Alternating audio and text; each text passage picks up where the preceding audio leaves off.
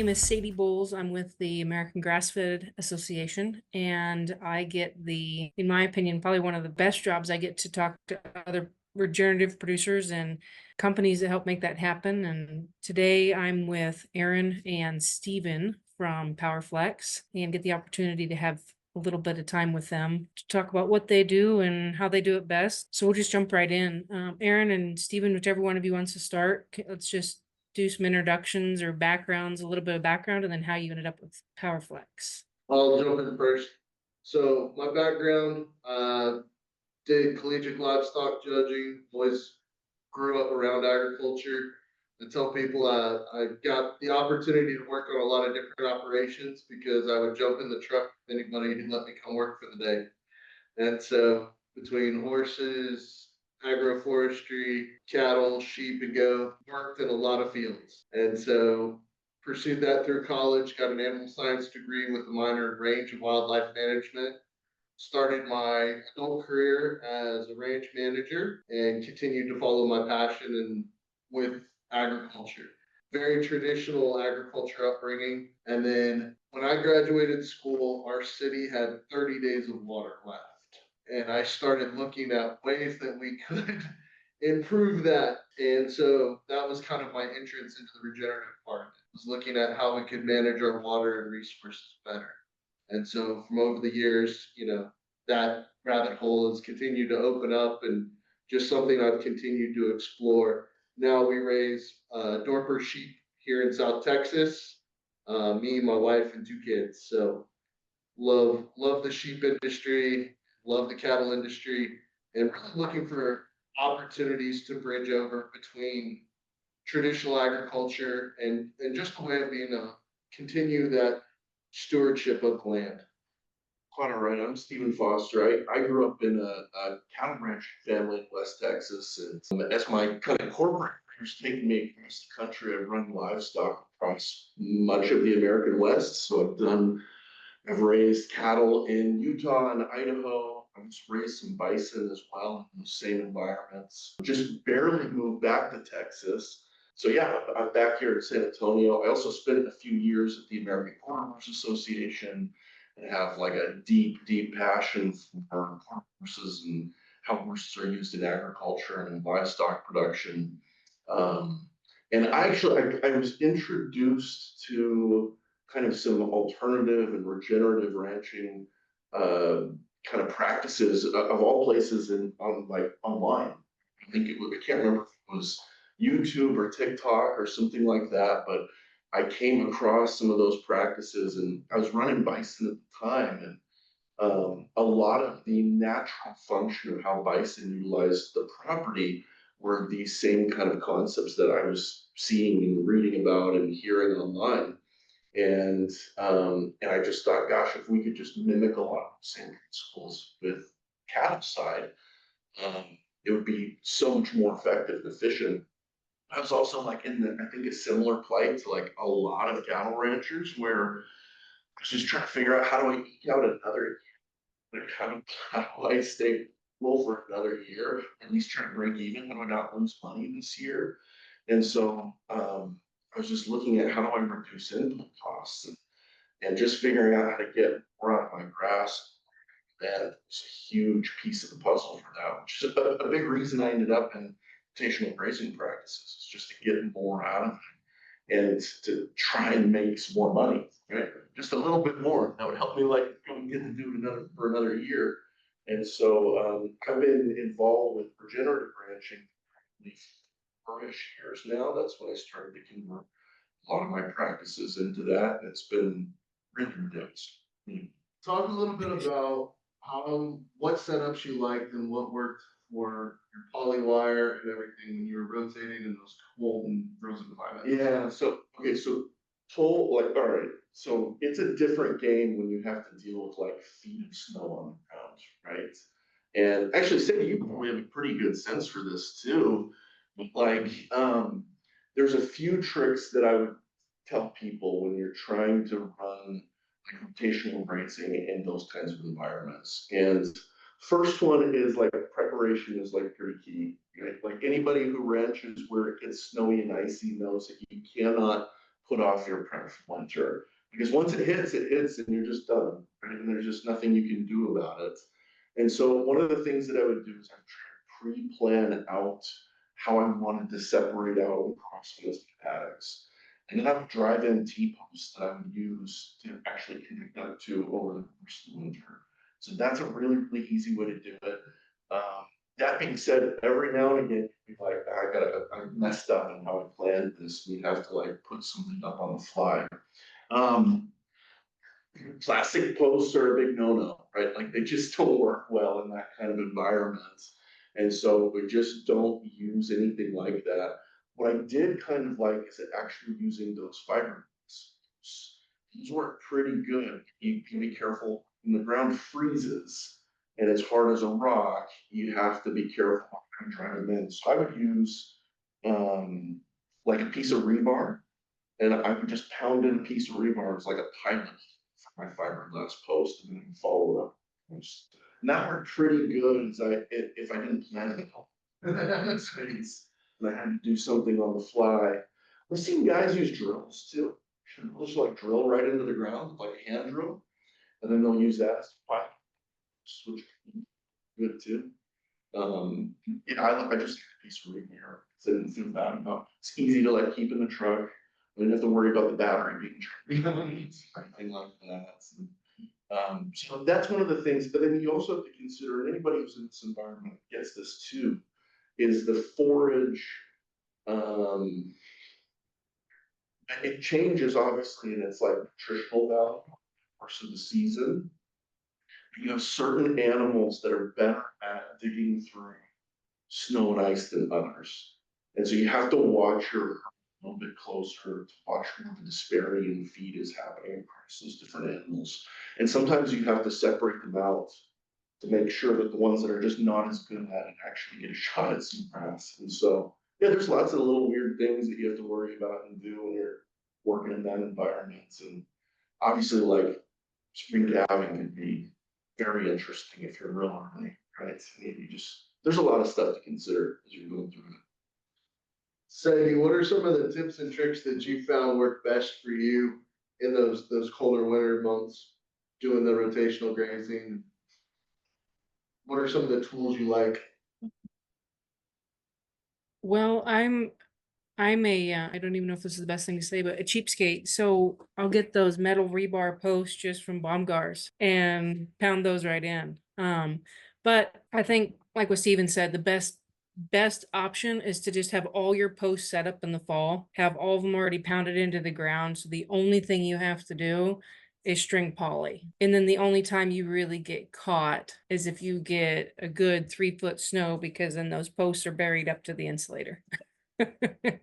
So in stuff like that, I mean, if we get that much snow, it's the poly fence is pretty much out. You may as well just wind up the wire, set out some hay, and let them just have at it. But yeah, there's a lot of guys up here that'll actually use a drill. They'll pre-drill that hole just so they can get those posts in. Yeah, I think there's a reality to that too. Like at some point in the winter, and when I was at like in southeast Idaho, it wasn't unusual for us to get, snow drifts that were 7, 8, 9 feet high, right? And howling wind and things like that, which really mess with your rotations in your pasture. It's really hard. And at some point, it's just like I can't even get out to these animals to like do anything. There's when you got 5 feet of snow and you try to go over, it gets challenging. And sometimes they get caught in snow and they get caught in ice. And so, yeah, at some point, I think every winter, you're just like, it's an hay out. You gotta make sure that they at least keep it full belly. And that's just part of having a ranch in northern country. It's just, it gets too harsh to like just rotate them all. It just doesn't work. But you guys have more of a in touch, I mean, selling Powerflex products, you guys are more in touch with all the, probably the tips and the tricks, but I guess how has poly fence over the last 10 years evolved, or electric fence over the last 10 years kind of evolved? There's a lot of sand. Yeah, so I'll answer broad perspective first. Our materials have gotten a lot. That's probably the best single way to express like our different thing. Plastics have gotten a lot more durable and a lot more UV resistant. Our poly braids have gotten a lot more UV resistant, a lot better weaves. There's been a lot more attention that goes into the product and the new way we're using the product. So, rotational grazing isn't new to the world. It's just new to the US in a lot of ways. New Zealand and Australia have been doing this for a long time. And so a lot of those products have started to migrate into the US markets. And so we're seeing adaptations where tighter weaves lend to more durability, better resistance to snag and tear. In my environment, we're extremely brushy. Everything has a thorn on it. Everything wants to stick you. And so when you're working through with that poly braid, the less of that it's picking up, the better your day is. And so, we're getting a lot better products that understand the environment and the adaptations to the way that we're using this stuff. So if you go back 20 years ago, or even 10 years ago, pretty much the only thing that was available as far as electric fence was old galvanized wire, farm and ranch store energizer. And so reliability, durability, and then just durability in rotational movement, right? A lot of those old systems were designed to be set up and left, not really picked up and put down and adaptable to your daily use. And so I think those would be some of the big takeaways I've seen and change in the market in the products that are available to the US consumers. I would agree with all of that. It's interesting, like I'm just thinking back to my first experiences with poly, and first of all, I don't think any of us knew what to really do.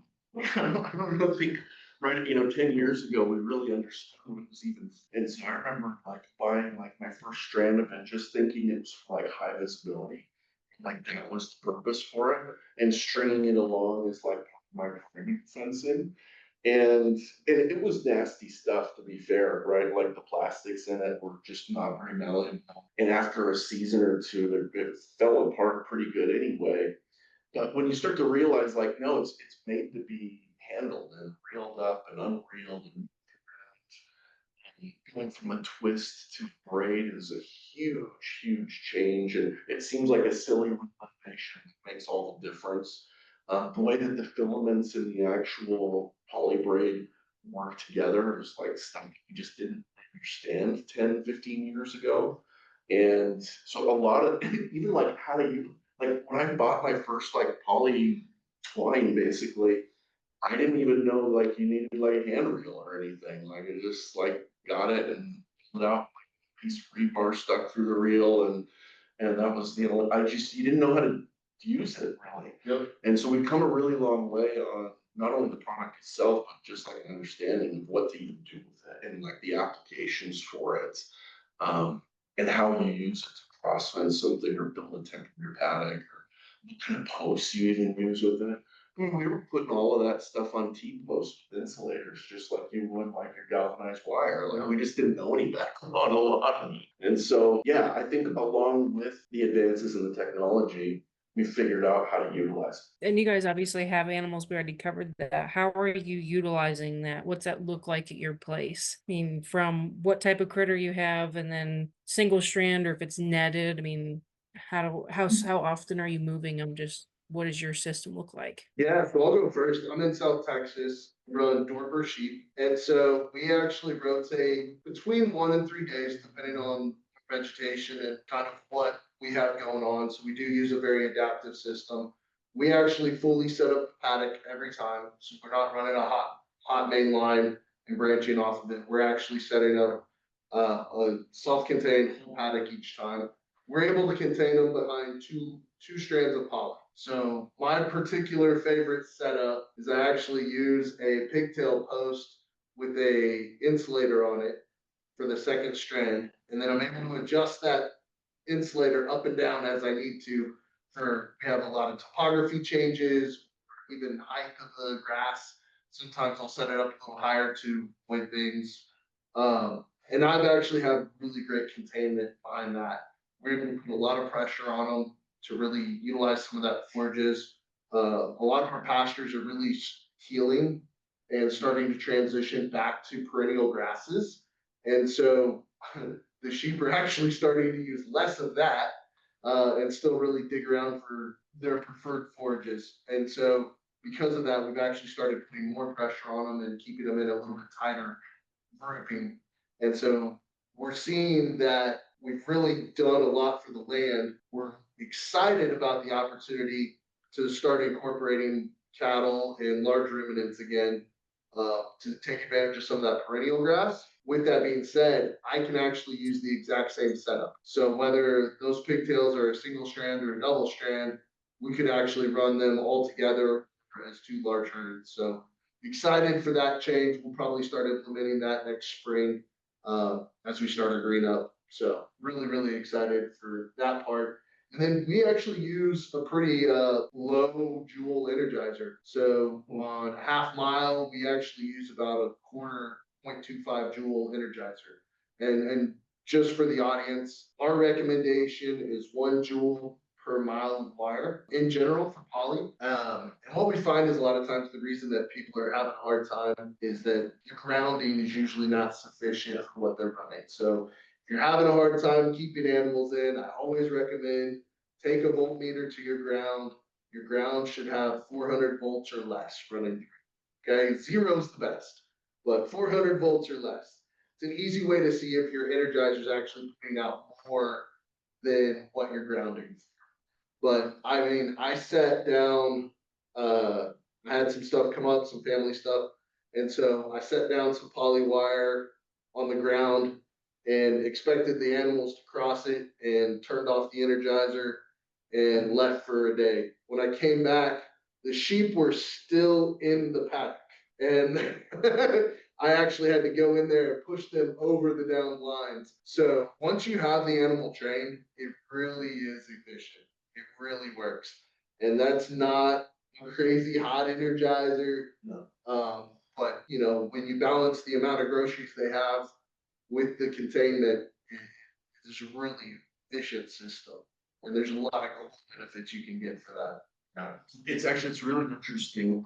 There are a lot of really great points that are like, there are pitfalls that we see frequently, and people are trying to like run this kind of system. You know, maybe the most knowledge they have is like, does it zap them or not? It's like, that's as much technical knowledge as they have on electric fencing. Like, how much does this hurt if I touch it, right? Like, that's kind of like the way they measure a lot of this sort of stuff.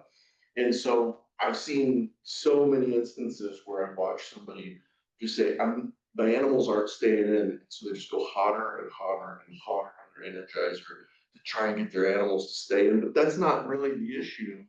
I mean, part of it is like there's maybe not enough food in that spot they're sitting, right? And part of it could be your grounding is really terrible. It could be like it's usually combination of all these different factors that play into why it's not containing effectively. And it's almost never, sometimes, but it's almost never that your energy is not strong enough. Like it's basically never that issue. Because you're not trying to like French you get to the steakhouse or anything. And so yeah, you want to be able to make sure that your system works really, really well. That's actually it's the first place in every single person who asks me about it. And it's 9 out of 10 times because they just didn't get their grounding system strongly designed. And then after that, it's usually something silly, like they're not on an insulator or something like that. And in the most extreme cases, like animals are constantly getting out because there's no food. Animals take discomfort to get something to eat. And so, like, these are all just components that you have to consider as you're running this kind of system. And I'll even add, so, like, I've never done shit, but with cattle, usually I'm just running like a pigtail post. And I'm usually just doing something like a poly braid, like an 1/8" poly braid, something like that through it. In fact, Powerflex has a couple of really, really good products. One that's known for something called Super 9, and it's a fantastic poly braid. It's one, even if I didn't, work with Powerflex, even if I hated Powerflex, I would still use that poly braid. It's that good. And you run something like that with pigtails, and you know, in Idaho, it's different. Like the part of Idaho that I was in, a lot of people think of like mountains, and there is all that too. But I was in the high desert of Idaho. And so a lot of sagebrush, a lot of cheatgrass, and that's basically it, right? And there's some native grasses that run in that area as well. Very, very low amount of like annual precipitation naturally. And so you had to be very, very careful. Grazing season or natural grazing season is fairly short. So the very first year we picked up this lease, it didn't have water and it didn't have much for a perimeter fence. And we didn't have a four-wheeler at the time. And my other half, he hadn't had a lot of experience building poly fence, and he had this young horse. And so we rode horses up there, and he wanted to bring this. It was a young horse. I say young, it was what, 4-year-old that we had picked up, and he put, you know, the panners on, and we get this horse to the top, and I had already taken the truck up and gotten all of our posts up to the top of this, I mean, butte for Nebraska. So we get up there with the horses, and he's got the panners on this young horse, and we had to go down into this deep draw. So it was either you're going to pack them down there or you're going to walk them 25 posts at a time down. And we get all these posts in, and we lightly press the, you know, put them into each side of the panner, and we balanced it out really good. And that horse stood there for the whole thing, and, you know, kind of flicked an ear a little bit. And Tanner turned around to tell me, don't forget to bring the wire along. And this horse, I mean, took 2 steps and blew one of those spades, poked into the rib or something. And I mean, posts going everywhere. And down he went into the canyon. And I was sitting on my horse at the time, and I watched this whole deal. And it was kind of that astonishment, like, oh crap, he might have just gutted himself. Cause I mean, there's just posts poking up, and Tanner looks at me and he goes, well, go get him. So, I don't know if I'd suggest packing posts around, but I'll tell you what, can be done. Something I really recommend when you start polygrade or start wanting to do more rotation grazing, get involved with a neighbor that's doing it. Yeah, it's great. Drive around and find somebody who's got poly wire out there, pull up and ask them how they do it. Because just like you learned with the horse, there might be a tip or a trick and some heartache that you can save by just learning the setup and the tools that your neighbors are using in your context. I read a quote this week that said, life's too short to learn all the lessons the hard way. And so I think, you know, sometimes as agriculturalists, we really tend to try to figure things out on our own. And I can tell you, you can save a lot of time, and people are more than happy to help teach some of this stuff, share their experiences. So if you learn nothing else from me, go ask your neighbor how they're doing it. It will make your experience with this stuff a lot better. Not all the tools fit all the places. And so just like your story, you know, if you talk to a neighbor about how they load them and pack them on their horse, how you store posts on a side by side, how you store posts on a four-wheeler, how you reel out your hand reels. All of it will save you time and energy, and that's how we help our neighbors kind of learn. Yeah, I think that's incredibly useful advice. Like, as a community of people, we tend to be pretty hyper independent and self-sufficient, and that's wonderful, right up into the point where it's not anymore.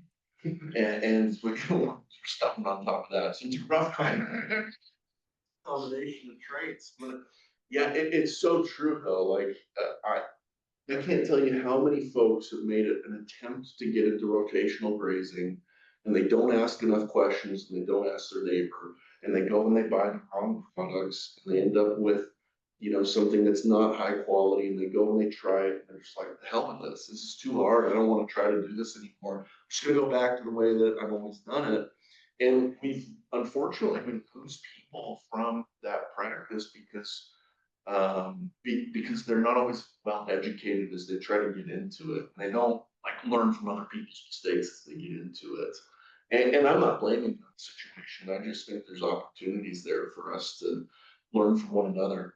The other thing about it, it's like, and it's kind of similar to this, is like, you know, I've had to relearn ranching multiple times in my life because I've moved to different areas where the practices change dramatically, right? Like the way that I ran cattle in Amarillo, Texas is really different from the way that I ran it, you know, in Blackfoot, Idaho, right? They're really, really different set of practices. And jumping into like rotational grazing is almost like you move across the country, right? And you're trying something completely new. And the things that you thought you knew about it have changed now. And the way that you look at it changes, and the way that you evaluate like your operation changes. So having somebody that, even if they're just like a season ahead of you, like they can share a lot of information, at least about what not to do, right? And so take the opportunities. Aaron's right. Like if you drive around, you'll see people doing that. Just pull over and ask them. They're usually like thrilled to talk to you, actually. No, I was gonna say, aside from driving around finding your neighbor that's doing it, do you guys know where producers are getting their information from? So there are so many sources for information on this. The first place anybody should start is like there's countless hours of YouTube content about this exact topic, and a lot of really good YouTube content as well. There's some really fantastic organizations that are out there that are trying to educate people on this as well. It's a really great example that, they educate a lot of people on the best practices on how to get into rotation grazing, and they're while every state has a local association, and there's national associations that bring all of these producers together to help share content and ideas and knowledge on this topic. It's cool because it's like you're kind of on the forefront of something new, and there's new ideas and concepts and technologies all the time. And actually, it's funny, Aaron and I were talking about this a little bit earlier today, like maybe 2 hours ago, just how, like, for agriculture as a whole to persist from generation to generation, what it requires is us to start talking to each other more and to be more welcoming of people who are interested in it and getting into it. Rotational grazing is interesting because it introduces a lot of non-agriculture people to raising livestock. Like if you didn't grow up on a ranch, you didn't grow up in agriculture, maybe you grew up in the city, but you start to see like the benefits of food production system that comes with rotational grazing. And they decide they're going to quit their job in the city and move out to the country and buy a few cows and do their thing. In fact, there's a really cool couple in Missouri that I talked to just earlier, I guess last week, where that's what they did. They quit their jobs in the city and then they moved out to the country, and they've got 80 head now, and they're just interested in it. They didn't come from it. And we got to be like welcoming and help those people as they move into it. It's how agriculture is going to persist through multiple generations beyond this. And really it's about like how we build better ranches.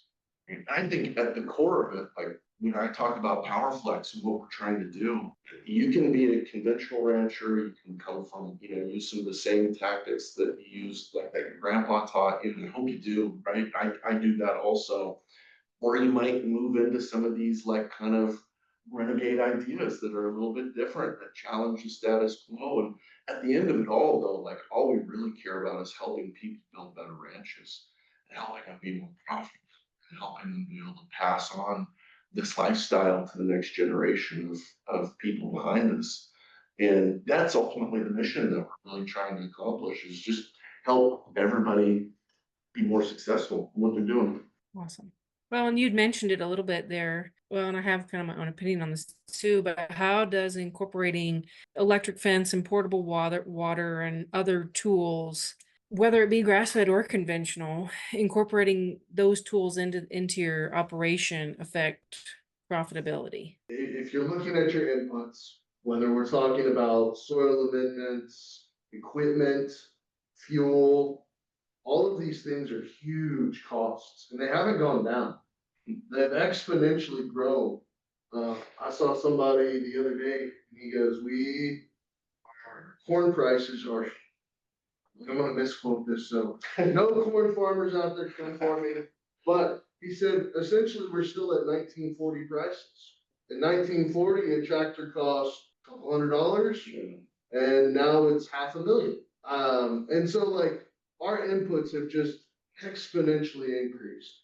This is an opportunity for us to go back and look at the way that we're evaluate and create infrastructure that we can use for a long period of time and still economically produce a high quality grass fed animal or even conventional animal that a consumer wants. Because just as much as our inputs are going up, the consumer is demanding a different animal. And they want to know that their beef and their lamb and their pork is being grown responsibly, locally. We're moving them towards understanding what all those things mean as we educate the producer, but the producer knows the difference in what they're looking for and what quality and what they prefer as far as taste.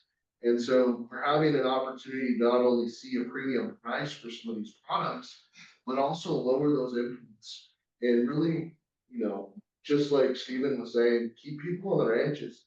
If you can regain some of that time back, regain some of that money back, then you have a higher quality of life. You have more time with your family. We always talk about agriculture lifestyle, right? You do it for the lifestyle. If the lifestyle is sitting in a tractor, your wife never seeing you when you get home, is that, yeah, you're on the land, but really you're being run by them. And so we want to make it to where there's a lower input cost. You can create that lifestyle that you actually, and you're regaining some of that time back with the family. It's especially think about like smaller operations, smaller family operations as well. Like where they don't have the luxury of economies of scale when they're working through some of these inputs, right? Like I can't demand premium pricing on anything when I purchase a small quantity of things. So one of the things that I love about rotational grazing and some of these practices is that it starts to even the playing field just a little bit. Like you can start to eat more out of your own property, and the more you can obviously feed, your animals on forage. That's like the time when you're making money. Okay? And so the more time you can have them on forage, the more money you make. Like the equation is like that simple. And so you're giving people the tools to get their animals on more forage and effectively and create a high quality product that a lot of people are willing to pay a premium for. That starts to make it so that this family operation and when you don't have the economies of scale that like a big industrialized operation has, then you have to figure out ways to get scrappy and smart. And this is one of those ways that you're doing. Oh, I absolutely agree with you guys on that. I mean, it all boils down to soil health, grass health, animal health, and then human health. It's all connected. And especially in a semi-arid environment like Western Nebraska, where we're talking, 25 acres for one cow for year-round grazing. I mean, you really need to, and for the cost of land and then the cost of the cow, needing 25 acres for that. I mean, you really do need to get ingenious on, because if you can do it right and you have a good deferment plan with your grazing and you're moving through, you really can at least add a third of the number a head of cattle, or incorporate sheep, just like you said, just to get out of the land the most that you can, especially if you're not having 1,000 head of cattle. So then that ties in really well to that next question we had. And how would you guys say that rotational grazing affects animal welfare, well-being? For me personally, one of the most exciting things about learning about it. So I went to school in Angelo State, sheep and goat capital of the world. Again, New Zealand will protest, but and so, or bull and mohair capital of the world. But a large part of our education was about deworming, a large part. And I have heard the same conversation about deworming sheep and goat for about 20 plus years now. And that conversation hasn't evolved. We don't have a better set of products that we can use now than we did 20 years ago. We've implemented, recommending fecal tests and all of that by just disrupting, especially with certain parasites, that life cycle by moving the animals, not re-exposing them within that life cycle of parasite. All of a sudden, our deworming is being reduced by a third, 2/3, or more. And so medical inputs drastically reduced. The life expectancy of the animal, quality of the meat, all of those things are dramatically changing from a sheep and goat standpoint, from just adding in, and this is now widely accepted practice, that rotating your animals will reduce dewormers and others. Yeah, yeah, well, kinds of like manipulation. I mean, this is like a really more simplistic like example of this, but when I was young, I spent like a summer working on a feedlot, and it's like, man, these animals are sick all the time, all the time, right? And then, as I transition off of that, and I'm not speaking ill of feedlots, right? They have their place in the system, I suppose. But when you transition off of that, like juxtaposition of like the feedlot environment versus like a rotational grazing environment is dramatic, actually. And I don't speak cow, so I don't know what they're thinking exactly. They haven't told me, but the animals are more healthy. I feel like I prefer the body compositions of those critters that are on rotation grazing too. Like the way that they look. Your breeding rates are better, your calving rates are better.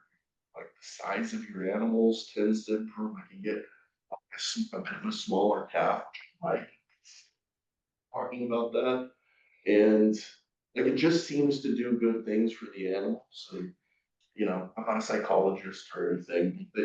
Yeah, it seems like the animals prefer that environment. It's closer to kind of like maybe how they would interact with nature if we weren't so heavily involved. It's more similar to that. And so bodies are better adapted to it because of that. And so it's like working with the animal instead of against it. Oh yeah, I think part of that, and this is probably more of a personal opinion, but I think you're not just working with nature with your grazing style, but if you can also line your calving up with nature as well, it seems you capture all those things that you were talking about with, weights and animal condition, and they seem happier. I mean, like you said, you can't talk to them, but they sure seem happier, and you don't have a lot of those fights by working opposed to their natural personal system, I guess, on when you calve. But I always use this phrase anytime you got sick, he'd say that you're coughing like a feedlot critter. And maybe that says enough right there. yeah. So producers, let's say they bought their fencing supplies from Powerflex. They've watched the YouTube videos on how to graze the animal that they want to graze. So they're working with nature with their grazing. They're taking good care of their animals. How or what would be your guys' advice for how those producers then could create a market for their product and at the same time differentiate themselves with today's consumer? It's a great one. Sure. So one of the most exciting opportunities that I see for small scale producers and producers that are trying to differentiate, this is going to sound a little counterintuitive at first, is collaboration. So I think there's a huge opportunity to work with other producers in your area. Yes. So really going back to that grassroots co-op, going back, working together, um, bringing product together, it's a grind. If you're going to be direct to consumer at a farmer's market every Saturday, it sure helps to have a couple other people that you can rotate. If you're selling lamb and your neighbor's selling beef, there's a really good opportunity for co-marketing, co-branding. So again, I think, kind of a common theme through this whole conversation has been community and the importance of community. And I think when it comes to going to market, especially at smaller scale, doing that as a community is really, really important. And it develops an educated consumer, passionate consumer, and a very sticky consumer. They're going to keep coming back because not only are they supporting someone who's doing it correctly, but they're supporting you, your family, and their community. And they like that. Yeah, this is a super interesting topic actually, because I think the way that we used to market and sell cattle is evolving in a large way. And so it used to be, and there's still nothing wrong with this, by the way. It used to be you haul them down to the sale barn, and the lady at the desk writes you a check at the end, right? That's how that went, and you can still do that. And if you're getting better, reduction on your input costs on producing that animal, and you take it to to the sale barn and do that. There's nothing wrong with that. There's some really cool things that we're seeing out there. The co-op model is one that's working really, really well. There's a really cool co-op up in Idaho where they actually focus and specialize in Wagyu beef and American Wagyu, and they're killing with it. And so all of the Idaho ranchers that are producing an American Wagyu are going through this co-op, and it allows them to like sell into restaurants and grocery stores and all kinds of things that you wouldn't, most of them wouldn't be able to do at the scale of the animals they have, right? If you have 50 head or 100 head, you can't produce enough to supply a chain of grocery stores and restaurants. And the co-op model allows you some really, really strong power. And those people running the co-ops do a really good job. The ones that I've seen anyway, they do a good job of matching a marketplace need to the producer that's doing it. But there's also this interesting evolution where you can't just be a cowboy anymore, right? You can't just be a producer anymore. You have to be like a real full-fledged businessman, and you have to like understand like market demands um and education of your buying audience. You have to understand marketing principles and sales principles, like even down to like if you're going to do a direct to consumer, which is a super viable option. It's one that I've done personally. And but here's what you have to learn, like quickly, like you can't sell it a cow at a time, right? Or even a half at a time. Like most people, like most human beings do not have the freezer space for that. You know what they do have freezer space for? About 30 pounds, right? And so you start like figuring out how to package things the right way. So you're not really even a rancher, like anymore. Like you are doing operations and logistics and pricing strategy and figuring out like what are appealing packages for people to buy. Like you're a full-fledged business person. And so, figuring out that 30 pounds of meat fits pretty good in a standard freezer, it's something that you learn really, really. And then you have a few people that'll buy a half from you every year, and you treat them like gold, and they come back every single year. Um, the other thing that people are starting to figure out on top of all that is like e-commerce is a super high option for moving this stuff around, getting it sold.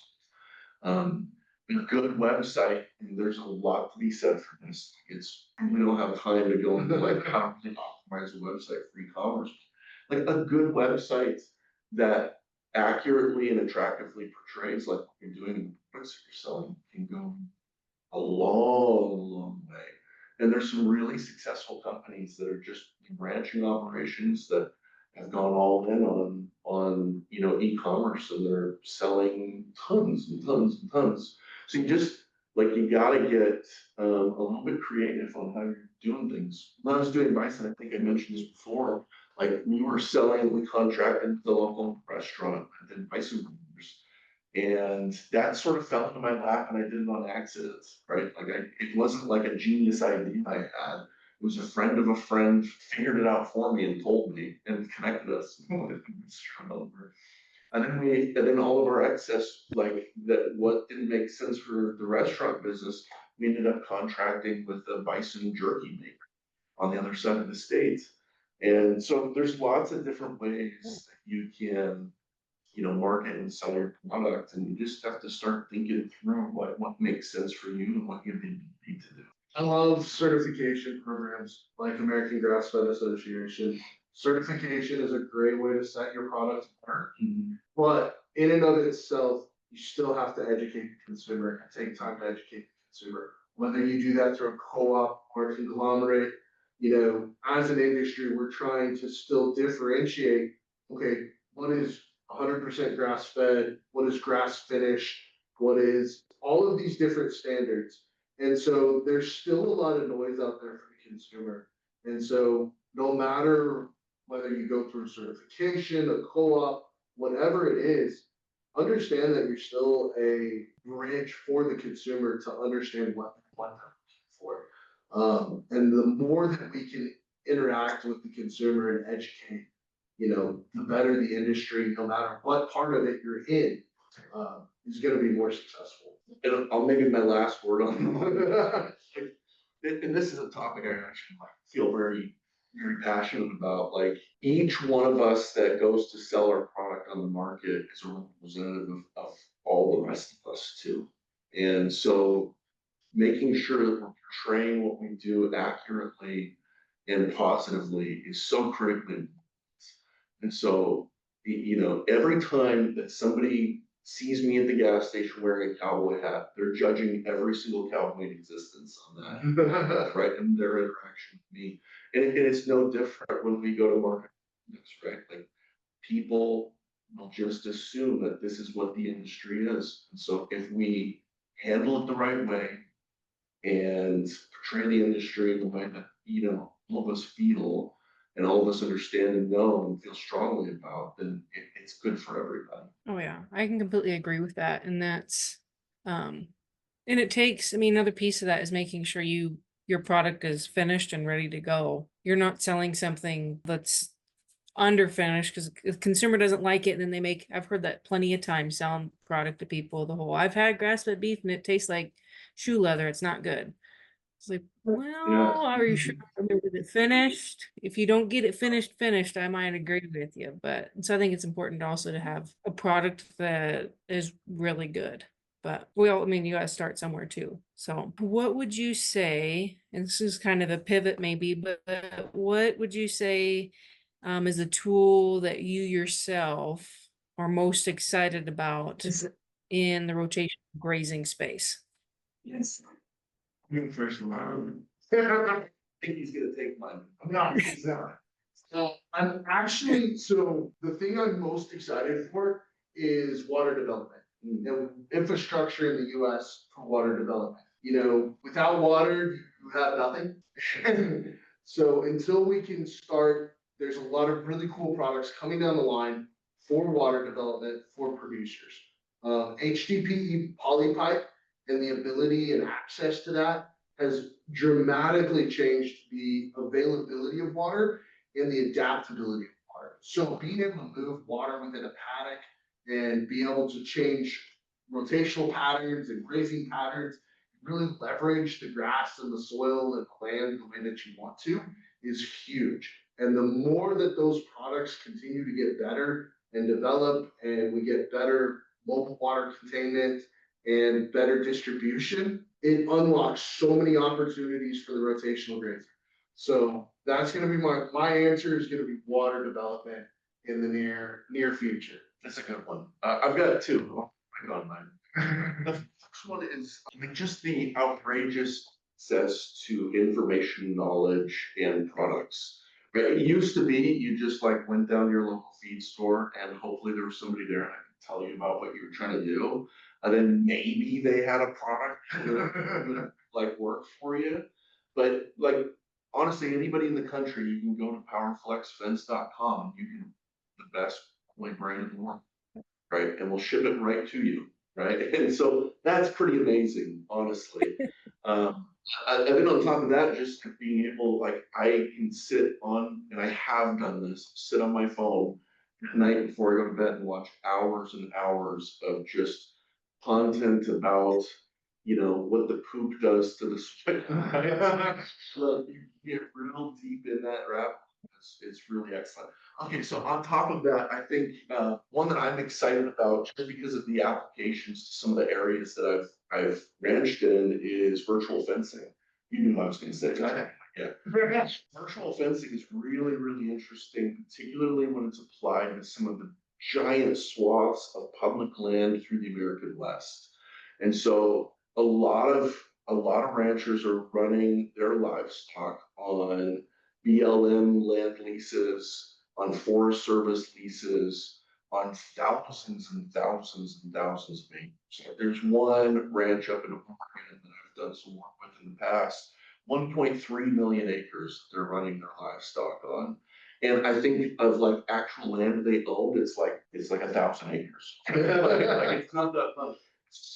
Big swaths of meat, right?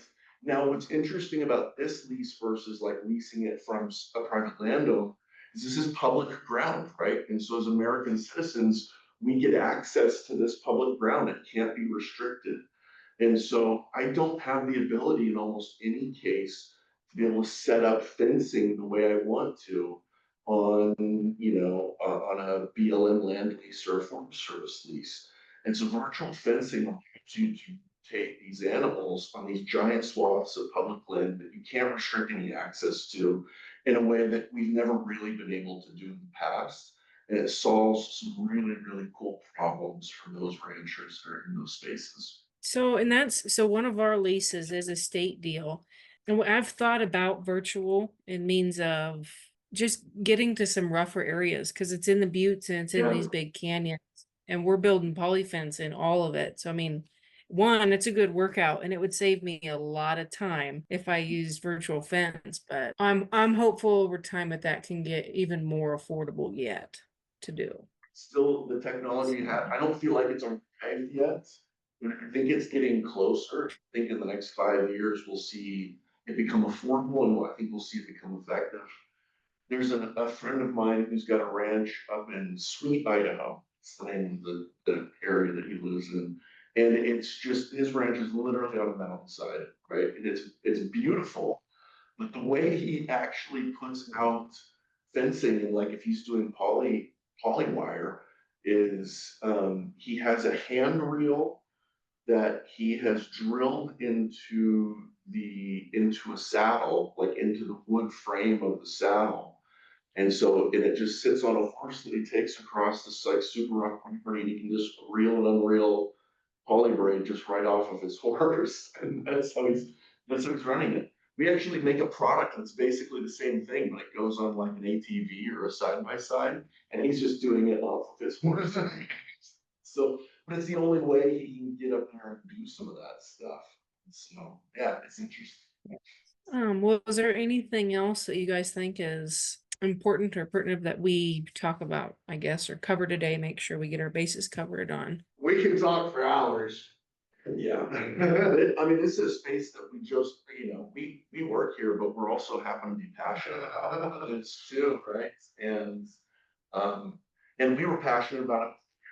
It's one of the reasons we do work here, right? It's because we're passionate about it.